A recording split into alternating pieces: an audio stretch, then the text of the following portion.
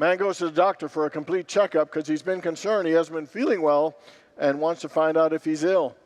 After the checkup, the doctor comes to give the examination results, and the doctor says, "I'm afraid I got some bad news. You're dying, and you don't have much time." And the guy says, "Oh no, that's terrible. How long do I have?" And the doctor says, 10. And the guy says, 10? 10? 10 what? 10 weeks? 10 what? And the doctor says, 10, 9, 8, 7. All right.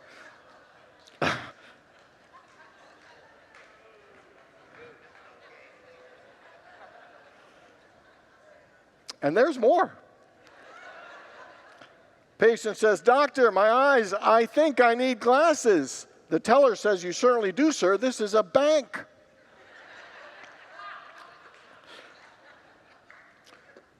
So how many people have ever worked towards a goal and struggled for a long time and you wondered if it would ever happen? Anybody ever?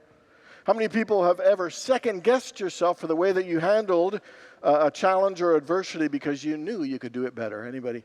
And finally, how many people have ever felt lost? And I mean lost your faith, lost your hope, lost your joy. Anybody experienced those? So today we begin our annual Songs of Life series. For the next 7 weeks, we are going to look at some famous songs and see what spiritual messages we can get from them. You know, we all love music. I bet we all have certain songs that absolutely touch us or uplift us or inspire us. I bet we all have songs we remember that take us back to the good old days in high school. You know, for me, some of those included another one, "Bites the Dust," "Stairway to Heaven," "Rockin' the Casbah." And I bet we also have songs that helped us through a difficult time, that were kind of our theme song, you know, during a tough time, like "I Will Survive" or "I'm Still Standing." Or mine, from me and my best friend, were from McFadden and Whitehead, "Ain't No Stopping Us Now." And so, you know, music is just so amazing. So we're going to extract some spiritual messages and ideas and life lessons from the following songs. So today we're going to start with a song by the great songwriter who was inducted to the Hall of Fame in 2001, inducted by Bruce Springsteen, who was quite a big fan of Jackson Browne. This is his most famous hit, but he also did "Take It Easy," which the Eagles recorded, and "Running on Empty." So today it's his 1972 hit, "Doctor My Eyes." And so this song was a bit of a surprise hit because the song was kind of sad, negative, and a bit of a downer. It's about somebody who is kind of desperate, they're weary, and they're jaded from all the hardships and difficulties, all the pain and heartbreak and suffering of his life, but also in the world. Initially, the recording company thought it was too much of a downer and asked him to kind of kick it up a lot, to be a little bit more optimistic. They thought the song was more in line with Henry David Thoreau's great quote, "The mass of men lead lives of quiet desperation." So they wanted it up a notch or two to be a little more optimistic. And so this song, to me, was a hit for a couple of reasons. One, the tune is so catchy and the beat is so bouncy. It's hard not to, you know, nod your head and tap your toes to it. And the second one is, it's very relatable because we all have struggles. We all wonder at times if we have permanently messed up our lives and wonder if we can regain our sense of joy, you know, our sense of aliveness and happiness. You know, this is a great song because I think it really inspires a powerful spiritual message. And this morning, I want to share with you 3 of its spiritual practices and insights that come from this wonderful song, "Doctor My Eyes." The first one is the importance of self-awareness and being honest with ourselves. The song goes, "Doctor my eyes have seen the years and the slow parade of fears without crying. I have done all that I could to see the evil and the good without hiding. Doctor, my eyes, tell me what is wrong. Was I unwise to leave them open for so long?" And the first thing I really love about this song is how aware the singer is that he is stuck, that he is lost, that he is sad, that he is feeling down, and he is not in a good place. And he has a realization that the reason he isn't in a good place is that his pattern of shutting down and closing off and suppressing his pain, stuffing his pain down to avoid pain, which always causes more pain and creates more frustration and unhappiness, which is not what he wanted. He's honest with himself that the way he is living his life is not working. That he's fully aware that he is not in a good place. And it sounds simple to be aware of ourselves and what we're feeling and what's going on with ourselves, but sometimes we are not that honest with ourselves. Sometimes we find it hard to be honest and admit that we're hurting, or that we feel depressed, or that we feel alone, or that we are struggling. And what I find interesting and wonderful about this is in his self-awareness, he is so clear in his awareness that he doesn't blame anyone else for where he is.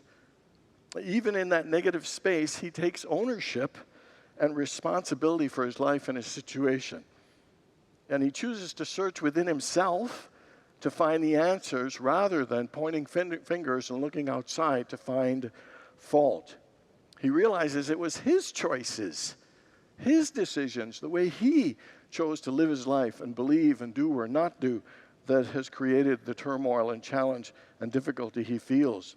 He knew that he was unwise to live that pattern for so long. He knew that he messed things up, but not in a shame and blame way, but in accepting full responsibility for his life. How many people here have ever made a bad choice? Anybody ever make a bad choice?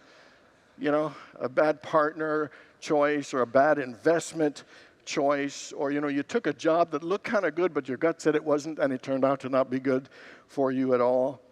I'm sure we've all sometimes closed our hearts off because our hearts were broken and we wanted to protect ourselves. I'm sure we've all, chosen to hold a grudge, or sometimes play the victim role, or be an enabler, or pretend that all is well and we're happy when inside we really aren't.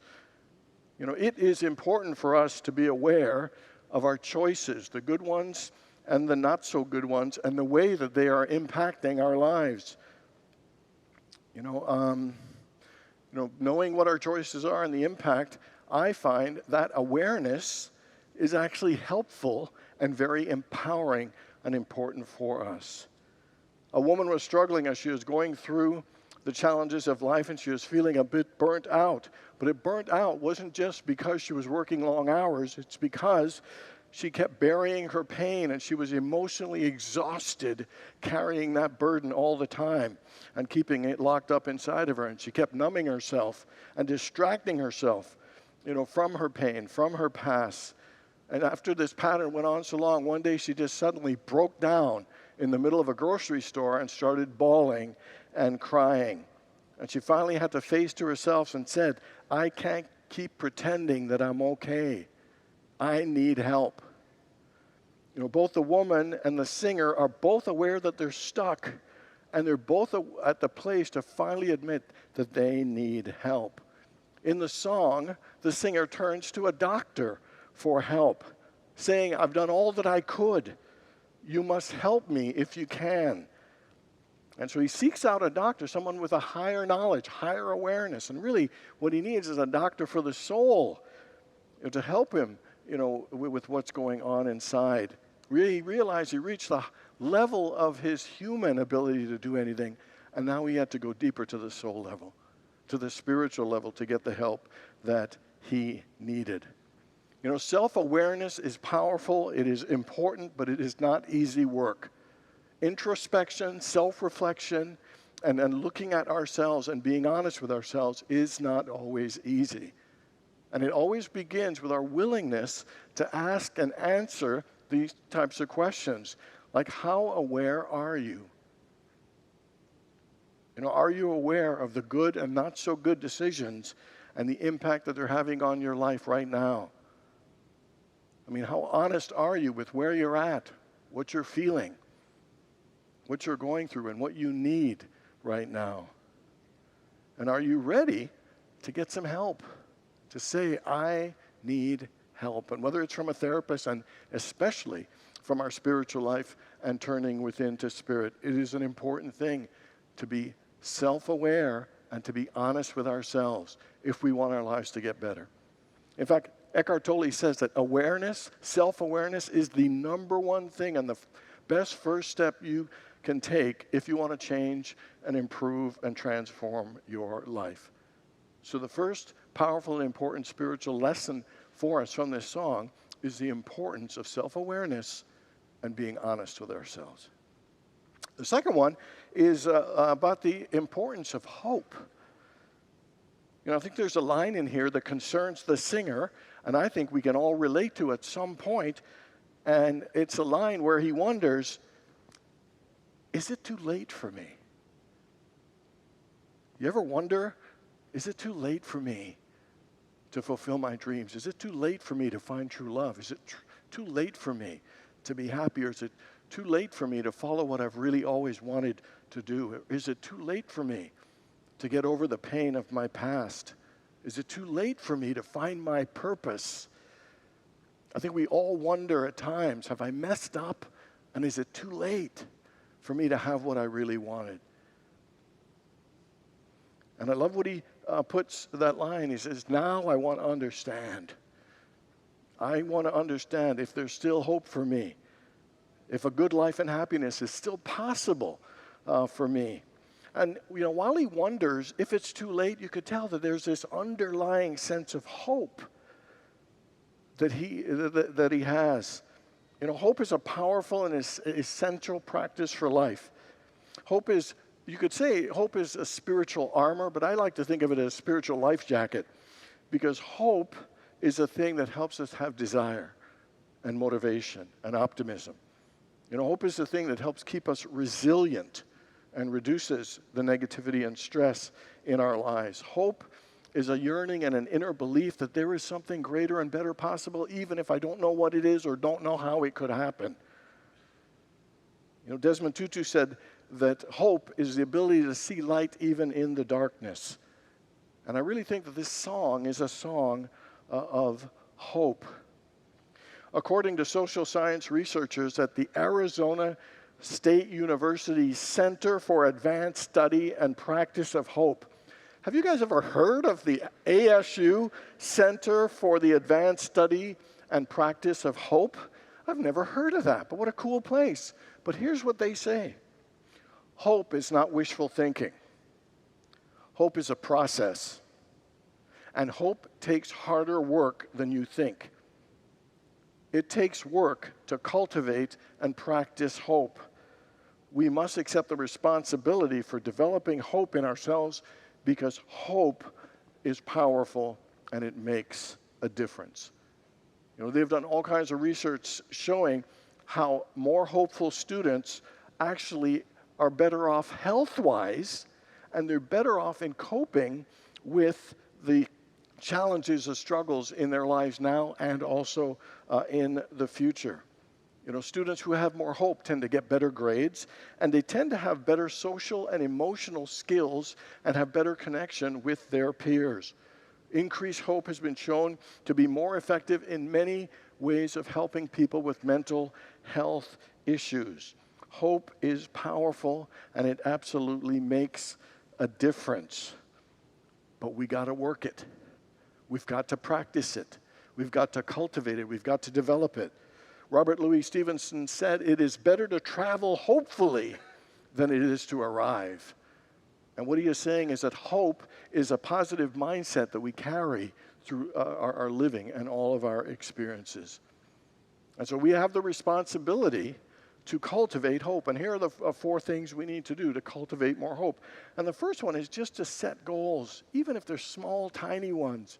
Just to see possibilities of good in any area of your life. The practice of that, seeing possibilities, setting goals and intentions. The second one is to practice gratitude daily. Be thankful, you know, for all the little and many things that are good with our lives. And the third is to do things that bring us joy. Whatever it is, a bike ride, you know, going hiking, playing cards with your friends, whatever it is, talking to your sister, your brother on the phone, whatever it is that brings you joy, because it helps raise our vibration, our energy, which helps us be more hopeful.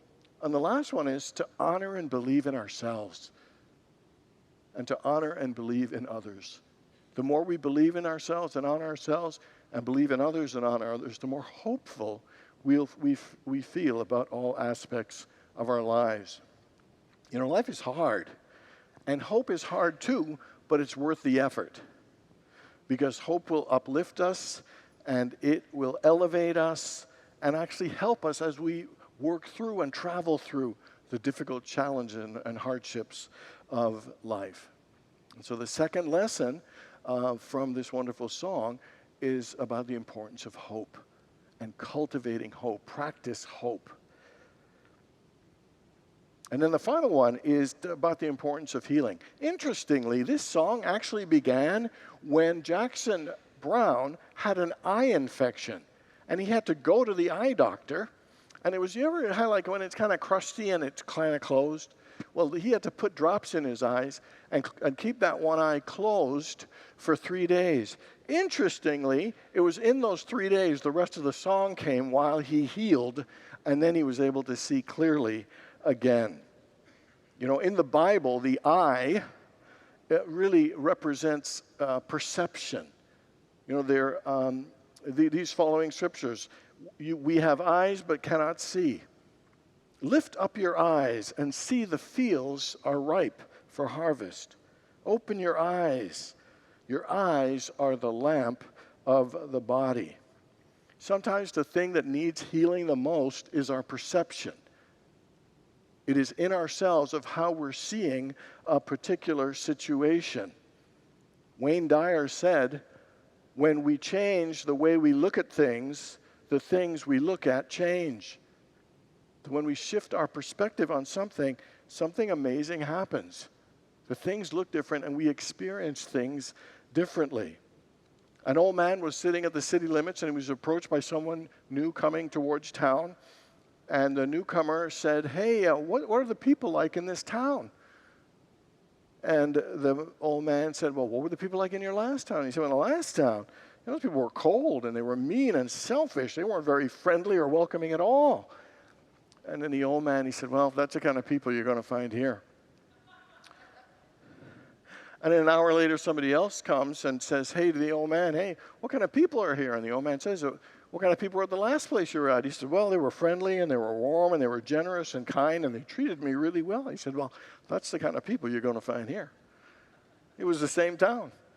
And what he's just illustrating is our perception sometimes that makes a huge difference in how we experience and react and enjoy all of the situations of our lives. A young man in recovery from addiction said, "I used to numb because I thought that pain was the enemy. But pain was trying to teach me something, that I need connection, not escape." Again, the perception, is pain the enemy or it is a helper? Anybody ever make a mountain out of a molehill? You ever take some little thing and blow it up that it's the end of the world kind of thing? It is always our perception that has a huge impact on how we interpret and experience all areas of our lives. The healing and the whole Doctor My Eyes and the wanting to see clearly is about healing our own perception, healing the way we look at things. And we always heard, is it an obstacle or is it an opportunity? What do Mozart, Nikola Tesla, Seinfeld, Lady Gaga, Steve Jobs, and Mark Cuban have in common? They were all fired, and they all failed significantly. However, their perception of the experience as something to grow with, as a stepping stone, as a learning experience that would make them stronger, was the thing that was similar.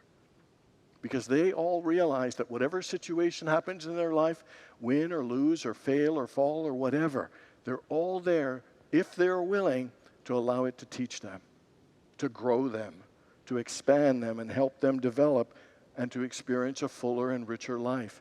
not running away from it, not hiding, but facing it and learning from it.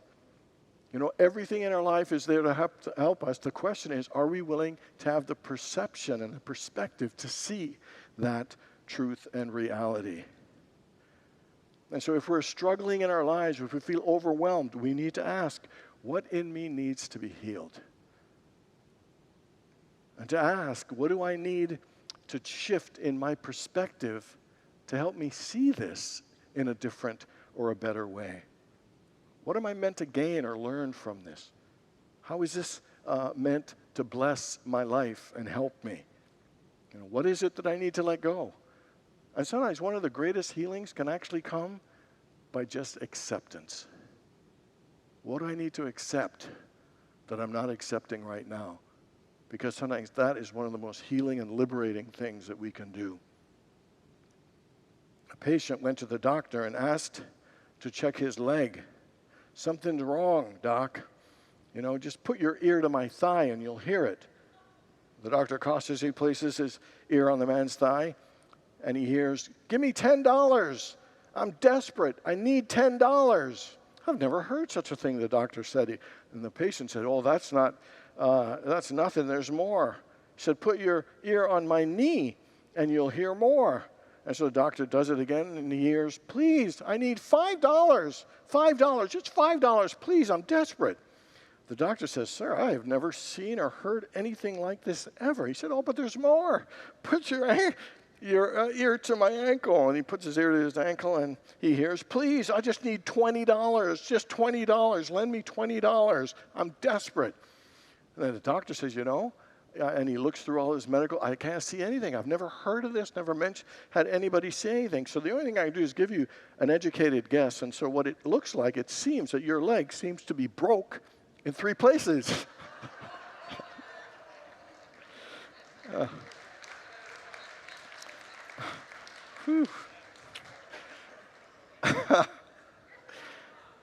Instead of "Doctor my eyes," I feel like saying, "Doctor my joke, please help me.